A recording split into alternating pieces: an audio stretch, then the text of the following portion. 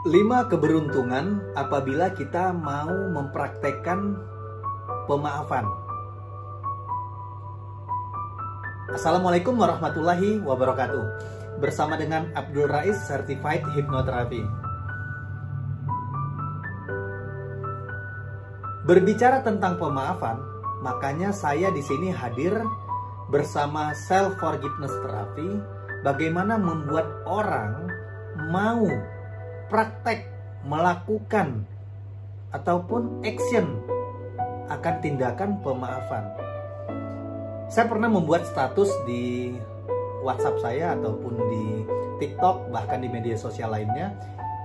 Pernah ada keponakan yang tinggal di Malaysia mengatakan, "Om, gampang aja kalau untuk maafin. Tapi kan kadang hati belum bisa menerima." Saya bilang, iya, karena kamu belum tahu metode dan caranya. Terkadang sebenci apapun kita terhadap orang lain, kita terkadang tidak mau memaafkan. Padahal kita sudah bersalaman ataupun mengucapkan maaf lahir dan batin saat Idul Fitri. Sebenarnya kan saat Idul Fitri itu bukan mohon maaf lahir batin yang diperintahkan Nabi. Berdasarkan hadis, kita diperintahkan untuk mengucapkan sesama teman ataupun sesama orang lain, taqabbala minna wa minka wa minki. Bahkan kalau kita jadi pembicara mungkin wa minkum.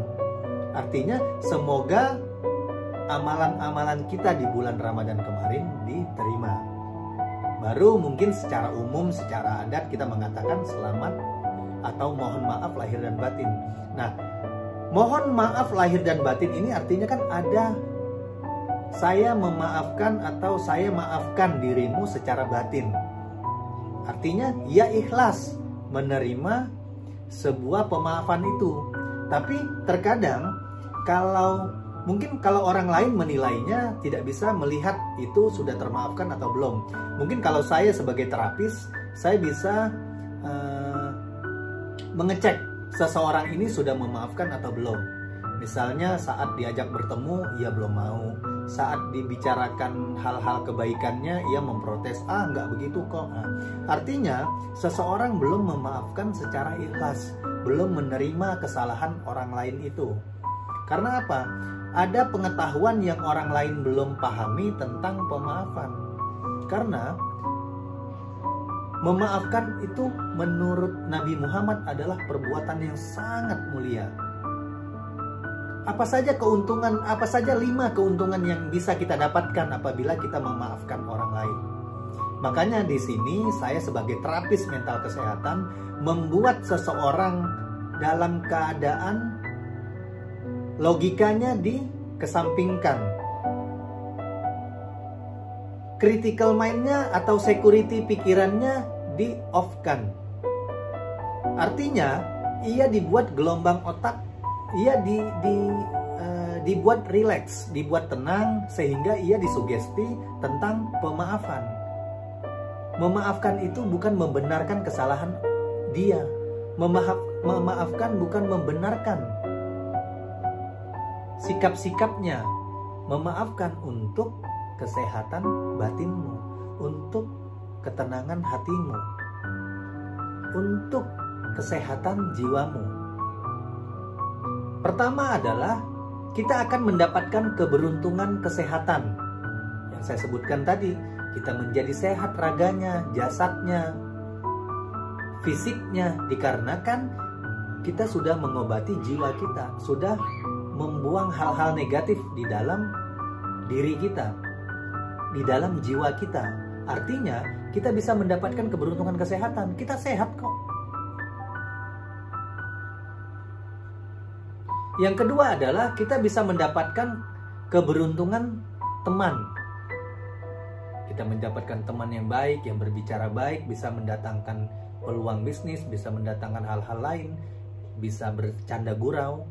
Yang ketiga adalah kita bisa mendapatkan keuntungan peluang, yaitu peluang bisnis, kita bisa mendapatkan peluang pekerjaan, peluang uang datang, dan lain-lain.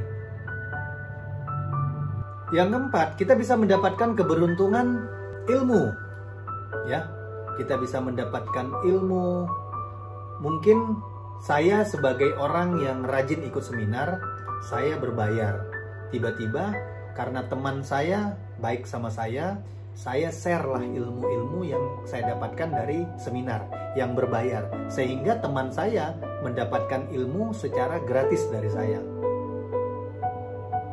Terus yang terakhir adalah kita bisa mendapatkan keberuntungan uang. Karena kita sudah mensejajarkan frekuensi energi kita terhadap uang. Uang itu sukanya dengan ketenangan, rileks, damai, gembira, sukacita, tertawa-tertawa, tanpa logika.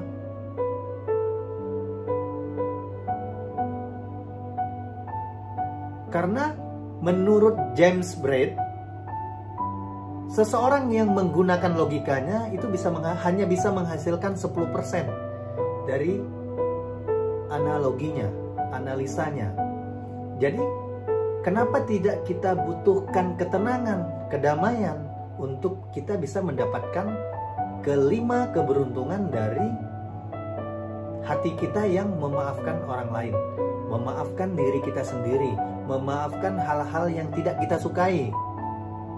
Mungkin tanpa kita sadari, teman-teman ataupun Bapak Ibu, kalau mendapatkan uang, itu tidak usah dibahas. Pasti suka, pasti gembira, pasti bahagia. Tapi bagaimana kalau hal-hal yang tidak disukai datang ke dalam kehidupannya? Saya pernah, true story, anak saya diserempet oleh angkot. Mungkin dulu kalau belum mengenal ilmu ini, saya emosional.